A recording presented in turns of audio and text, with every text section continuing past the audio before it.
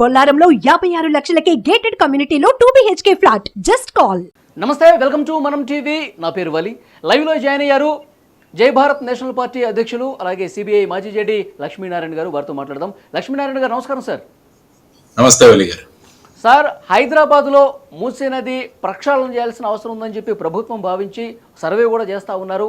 ఎవరైతే బఫర్ జోన్లో ఉన్నారో, ఎఫ్టీఎల్ పరిధిలో ఉన్నారో వాళ్ళందరిలో కూడా ఒక ఆందోళన కనిపిస్తుంది. ఎందుకంటే 30 సంవత్సరాలుగా మేము ఇక్కడ ఉంటున్నాము, ఇప్పుడు వచ్చి ఖాళీ చేయమంటున్నారు, కూల్ చేస్తున్నారని చెప్పి కొంతమంది సామాన్య మధ్యతరగతి ప్రజలు విలువెల్లాడుతున్న పరిస్థితి మనకు కనిపిస్తుంది. అంతకుముందు హైడ్రా ద్వారా కూడా ఎలాంటి పరిస్థితులు ఉన్నాయో మనం చూసాం. సో ప్రస్తుతం ప్రభుత్వం చేసే పద్ధతి కరెక్టేనా? అనుకున్న లక్ష్యం నెరవేరే దిశగా పోతుందా లేదా, ఏమంటారు? యాక్చువల్గా మనం చూస్తే ప్రతి వర్షాకాలం ఎప్పుడైతే వర్షాలు పడతాయో హైదరాబాద్లో ఒక అరగంట వర్షం పడినా కూడా మొత్తం జలమయం అయిపోతుంది ఇక్కడ. అంటే ప్రజలు లిటరల్గా వాళ్ళ వాహనాలు మునిగిపోవడం, ప్రజలు కూడా ఆల్మోస్ట్ ఈత కొట్టే పరిస్థితి రావడం, ఇలాంటి పరిస్థితులు చూస్తుంటాం. దానిలో ముఖ్యంగా ఏంటంటే డ్రైనేజీ వ్యవస్థ ఏదైతే ఉందో దాని మీద జరిగిన అతిక్రమణలు, తర్వాత మన దగ్గర ఉన్న చెరువులు, నాలాలు, వీటన్నిటి మీద అతిక్రమణ జరగడం వల్ల ఏమవుతుందంటే ఈ పడుతున్న నీళ్లు ఎలా వెళ్ళాలి అన్నది దానికి ఒక మార్గం లేదు. వాటి వల్ల ఏమవుతుందంటే అవి రోడ్ల మీదే నిలిచిపోతున్నాయి. ఆ తర్వాత ప్రస్తుతం ఈ ప్లాస్టిక్ వీటన్నిటి ఉపయోగం వల్ల ఏమవుతుందంటే ఈవెన్ ఉన్న డ్రైనేజీలు కూడా సక్రమంగా పనిచేయడం లేదు.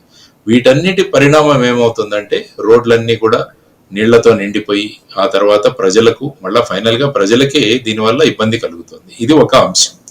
దానివల్ల ఈ చెరువుల మీద, తర్వాత ఈ నాలాలు, వీటి మీద కట్టిన కట్టడాలు ఏవైతే ఉన్నాయో, అతిక్రమణలు ఏవైతే ఉన్నాయో వాటిని నిర్మూలించడానికి ముఖ్యంగా మన జిహెచ్ఎంసి పరిధిలో హైడ్రా అనే ఒక సంస్థను ఏర్పాటు చేసి హెచ్ఎండిఏ పరిధిలో వాటిని డిజాస్టర్ మేనేజ్మెంట్, తర్వాత అసెట్ ప్రొటెక్షన్, వీటన్నిటినీ కలిపి ఒక హైడ్రా అనే సంస్థను ఏర్పాటు చేయడం జరిగింది. వారి ద్వారా ఈ విధంగా చెరువులు వీటి మీద ఎవరైతే వాళ్ళు ఆక్యుపై చేసుకున్నారో వాళ్ళకు నోటీసులు ఇచ్చి వాటిని తొలగించే ప్రక్రియ జరుగుతుంది. ఇది ఒక భాగం. రెండవది వచ్చేసి మూసీ నది ప్రక్షాళన. మూసీ నది అన్నది చాలా ప్రధానమైన నది ఆంధ్రప్రదేశ్, మన హైదరాబాద్ కు చూసుకుంటే. కానీ అనేక కారణాల వల్ల ఈ మూసీ నది అనేది ఒక చిన్న మురికి కాలువలాగా మారిపోయిన సందర్భం ఉంది. కాబట్టి ప్రస్తుతం ఉన్న ప్రభుత్వం మూసీ నది యొక్క సుందరీకరణ, తర్వాత దాన్ని చేస్తామన్న ఒక దీంతో సుమారుగా 1,00,000 కోట్ల రూపాయల దీంతో, దానివల్ల ఏమవుతుందంటే ఈవెన్ మన పరిసరాలు బాగుంటాయి, తర్వాత టూరిజము ఇవన్నీ కూడా డెవలప్ అవుతాయి అన్న దీంతో వారు రావడం జరిగింది. కానీ మూసీ నది ఇన్ని సంవత్సరాలుగా, మీరు అన్నట్టు 30 సంవత్సరాలుగా దీని కేవలం ఒక చిన్న స్ట్రీమ్ లాగానే ఉండిపోవడం వల్ల, తర్వాత అందులో ప్రతి ఒక్కరు కూడా దానిలో డ్రైనేజ్ అదంతా వదిలేయడం వల్ల అది చాలా అధ్వాన స్థితిలో ఉంది. కాబట్టి దాన్ని మళ్ళా మార్చడానికి ఏం చేయాలి అన్న దాంట్లో ఆల్రెడీ ఈ ఎఫ్టిఎల్ కానీ, తర్వాత బఫర్ జోన్ లో ఉన్న కట్టడాలు వీటన్నిటిని కూడా నిర్మించాలన్న దీంతో సర్వే చేయడం జరుగుతుంది. కానీ చాలా మంది ప్రజలు, పేదవారు, వీరందరూ కూడా ఆ ప్రాంతాల్లో ఇళ్లు నిర్మించుకున్నారు. కాబట్టి వారు ఎక్కడికి వెళ్ళాలి అన్నది ఒక ప్రశ్న. ఆ తర్వాత అందుకనే ఇప్పుడు డబుల్ బెడ్రూమ్లు ఎక్కడైతే ఉన్నాయో వాటన్నిటిలో కూడా వీళ్లకు పర్యవసానంగా వీరికి ఆల్టర్నేటివ్ ల్యాండ్ గా మేము దాన్ని ఇస్తాము అని చెప్పేసి వారు ప్రభుత్వం నిర్ణయించడం జరిగింది. సో ఆ విధంగా జరుగుతుంది. తర్వాత హైకోర్టులో కూడా ఈ విధంగా మీరు నోటీసులు ఇచ్చి వాళ్లకు తగినంత సమయం ఇచ్చి దాని తర్వాతనే మీరు చర్యలు చేపట్టాలని కూడా వ్యాజ్యాలు నడుస్తున్నాయి. ఆ తర్వాత ముఖ్యంగా చాలా మంది అనేది ఏంటంటే మేము జిహెచ్ఎంసి కానీ మిగతా సంస్థలు కానీ పర్మిషన్స్ ఇచ్చిన తర్వాత వాటి వల్ల మేము కొనుక్కున్నాము, మేము బ్యాంకుల్లో అప్పులు తీసుకున్నాము, అప్పులు తీసుకొచ్చి మా సంపాదన ఏదైతే ఉందో వాటన్నిటినీ కూడా పెట్టి మేము ఒక ఇల్లు కట్టుకున్నాము, లేకుంటే ఇల్లు కొనుక్కున్నాము. మరి ఇప్పుడు వచ్చేసి ఇది ఎఫ్టిఎల్ పరిధిలో ఉంది అని మీరు ఇప్పుడు అంటున్నారు, కానీ మరి పర్మిషన్లు ఇస్తున్నప్పుడు మీరు ఎలా ఇచ్చారు అని చెప్పి కూడా ప్రజలు ప్రశ్నిస్తున్నారు. అందువల్ల మాకు కాంపెన్సేషన్ ఇవ్వండి. ఎందుకంటే మేము ఎంతైతే ఖర్చు పెట్టామో ఇప్పుడు దాన్ని మీరు కూల్చేస్తే మరి మాకు నష్టమే కదా. సో ఇటువంటి అనేక ప్రశ్నలు, అంటే పర్మిషన్లు ఇచ్చిన తర్వాత కట్టడాలు, పర్మిషన్లు లేకుండా ఇచ్చిన కట్టడాలు, ఆ తర్వాత వచ్చేసి చెరువులు, తర్వాత ఈ విధంగా ఆక్రమణ. కానీ సార్ ప్రస్తుతం జరుగుతున్న ప్రక్రియ అంతా వేరే రీతిలో జరుగుతుంది, సరైన దారిలో పోవట్లేదు అని చెప్పి చాలా మంది ప్రశ్నిస్తున్నారు. హైకోర్టు కూడా ఇవాళ కొన్ని కీలకమైన వ్యాఖ్యలు చేసింది సార్. రాత్రికి రాత్రే హైదరాబాద్ మారిపోవాలి అన్నట్టుగా మీరు పనిచేస్తూ ఉన్నారు. కనీసం వాళ్ళు వాళ్ళ గోడును పట్టించుకోవట్లేదు, ఇంట్లో ఉన్న సామాన్లు కూడా ఉన్నపళంగా బయటను పడేస్తున్నారు. సో ఇలాంటి పరిస్థితి మీద ఆగ్రహం వ్యక్తం చేసింది హైకోర్టు.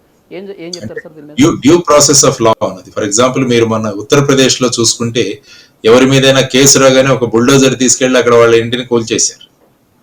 అలాంటి ప్రక్రియ కూడా జరిగింది. దాని మీద కూడా సుప్రీంకోర్టు వ్యాఖ్యలు చేసింది. ఎస్, మీరు ఏదైనా చర్యలు తీసుకుంటాలి చేయొచ్చు, కానీ దానికి ఒక ప్రొసీజర్.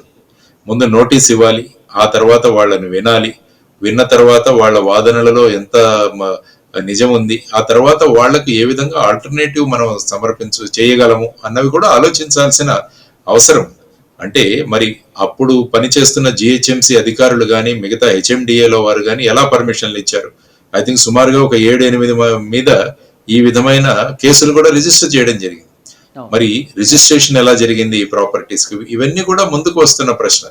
అందుకనే ఇప్పుడు ప్రభుత్వం చేయాల్సింది ఏంటంటే అందరూ స్టేక్ హోల్డర్స్ ని పిలిచి ఒక 2-3 రోజులు ఒక మీటింగ్ ఏర్పాటు చేయాలి.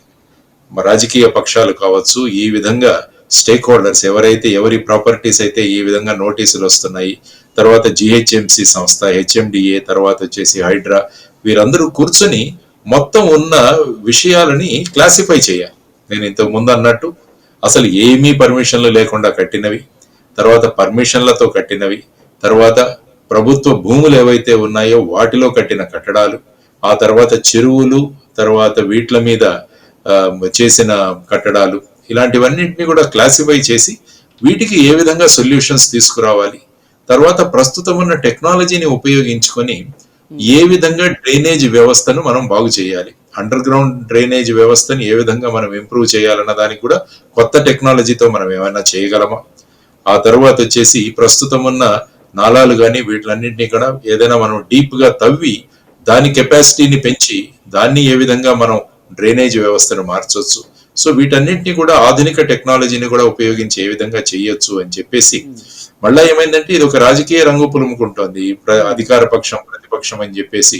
కానీ ఇవి ప్రజా సమస్యలు అటు ప్రతిపక్షాలు ఇటు అధికార పక్షాలు అన్ని కలిసి వాళ్ళు సాల్వ్ చేయాల్సిన అవసరం ఉంది. ఒకటి సార్, ఇక్కడ హైడ్రాకు సంబంధించి ఉన్న చట్టబద్ధత ఏంటని కూడా కొంతమంది ప్రశ్నిస్తున్నారు. హైకోర్టు కూడా కొన్ని సందర్భాల్లో ఈ వ్యాఖ్య కూడా చేసింది.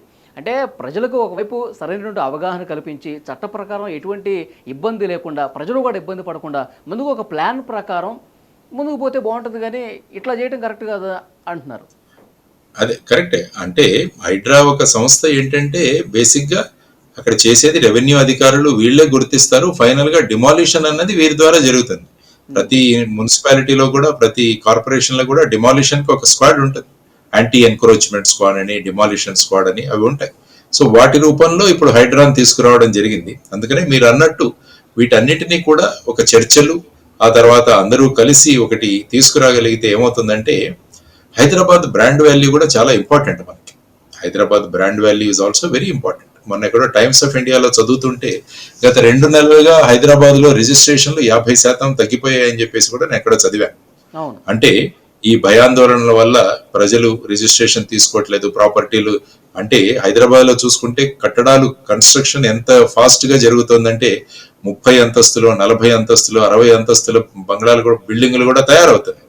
కాబట్టి వీటన్నిటిలో కూడా ఒక సంభ్రమంలో ఉన్నారు. కాబట్టి వీటన్నిటిని కూడా పరిష్కరించాల్సిన బాధ్యత ప్రభుత్వం మీద. కాబట్టి స్టేక్ హోల్డర్స్ అందరినీ కలిపి ఒక 2 రోజుల సమావేశాలు పెట్టి ఏ విధంగా మనం వారి వస్తున్న సమస్యలు ఏంటి, ఈ సమస్య పరిష్కారాలు ఏ విధంగా ఉంటుందంటే ఒక విన్ విన్ సిచ్యువేషన్ కనుక మనం తీసుకురాగలిగామంటే అప్పుడు ఏమవుతుందంటే హైదరాబాద్కు ఉన్న బ్రాండ్ వాల్యూ, ఆ తర్వాత ఈ విధంగా జరిగిన వాటికి పర్యవసానంగా ఆల్టర్నేటివ్ గా ప్రభుత్వం ఏ విధంగా సూచిస్తోంది, తర్వాత కోర్టులు ఏ విధంగా డైరెక్షన్స్ ఇస్తున్నాయి, వీటన్నిటిని పరిగణలోకి తీసుకుని ఒక అందరికీ ఆమోదయోగ్యమైన ఒక విధానాన్ని తీసుకురాగలిగితే బాగుంటుందన్నది నా అభిప్రాయం.